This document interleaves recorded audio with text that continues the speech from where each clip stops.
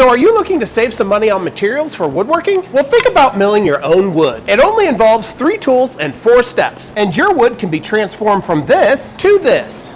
The first tool we're going to need is the jointer. Before we do anything, we want to make sure our fence is square. Then it's time to joint the broad side of your lumber. With a fresh, clean face, we'll place it up against that fence. With our first 2 sides jointed, we should have 2 sides that are completely perpendicular. Now it's time for our third step and our second tool, the planer. So we'll take our freshly jointed face, flip the board over to expose the rough side.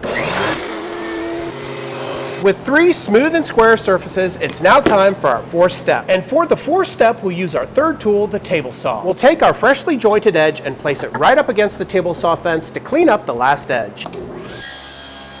And just like that, you have a beautifully milled board. Well, thanks for joining me today. Check me out on YouTube at Flynndogg Woodwork. Take care, y'all.